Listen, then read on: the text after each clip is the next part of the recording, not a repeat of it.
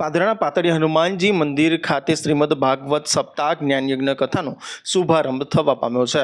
ઉપલક્ષમાં છે ભવ્ય શોભાયાત્રા અને પોથીયાત્રા યોજવામાં આવી હતી। દર વર્ષે પાદરાના પાતળી હનુમાનજી મંદિર ખાતે શ્રીમદ ભાગવત સપ્તાહનું ભવ્ય આયોજન કરવામાં આવે છે। આ વર્ષે પણ રામ નવમીના પાવન પર્વે શ્રીમદ ભાગવત સપ્તાહનો શુભારંભ કરવામાં આવ્યો હતો, જેના ભાગરૂપે આજે ભવ્ય પોથીયાત્રાની શોભાયાત્રા યોજવામાં આવી હતી।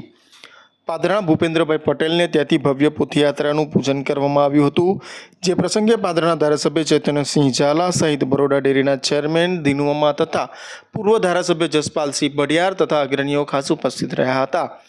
પોથીયાત્રામાં કથાનું સરસપાન વલસાડના સુપ્રસિદ્ધ કથાકાર પરમ પૂજ્ય શ્રી રંગ અવધૂત મહારાજના ઉપાસક પૂજ્ય શ્રી રાકેશભાઈ જોશી દ્વારા કરાવવામાં આવશે। પોથીયાત્રામાં ભાવિક ભક્તો મોટી સંખ્યામાં ઉપસ્થિત રહ્યા હતા।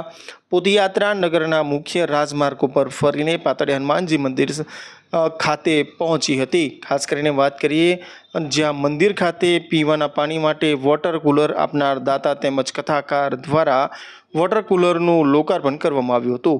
કથા સ્થળ પાતળી હનુમાનજી મંદિર ખાતે આવેલ મહાનુભાવોના હસ્તદીપ પ્રગટાવી શ્રીમદ ભાગવત કથાનો શુભારંભ છે તે કરાવવામાં આવ્યો હતો। ખાસ કરીને જોવા જઈએ તો પાદરા શહેરમાં નીકળેલી આ શોભાયાત્રાએ શહેરમાં ભારે આકર્ષણ જમાવ્યું હતું, જે અલગ અલગ રાજમાર્ગો પર નીકળી હતી જે શોભાયાત્રા, જેમાં તમામ જે ભક્તો છે તે રંગે ચંગે જોવા મળ્યા હતા। સૌ કોઈ છે તે ધાર્મિકતાના રંગે રંગાયા હતા।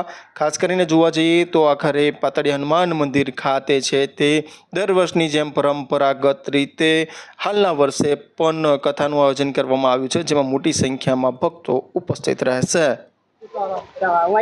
સીતારામ છેલ્લા ઘણા વર્ષોથી આપણે રામાયણ અને શ્રીમદ ભગવત કથાનું આયોજન થાય છે। દર વર્ષે ભંડારાનું પણ સાથે આયોજન થાય છે।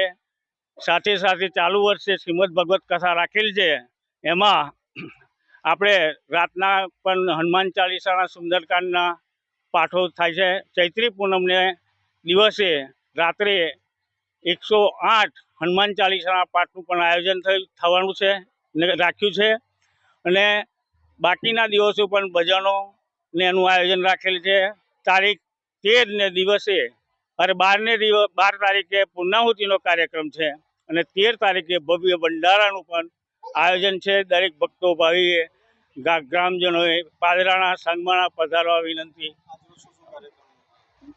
આજે શોભાયાત્રા નીકળી પોથીયાત્રાની, અને ધર્મેશભાઈને ઘેરેથી નીકળીને પાતાળી હનુમાન દાદા લગીને આવી મંદિરે, અને પછી સ્ટેજ પર એનું સ્થાપન કરવામાં આવ્યું।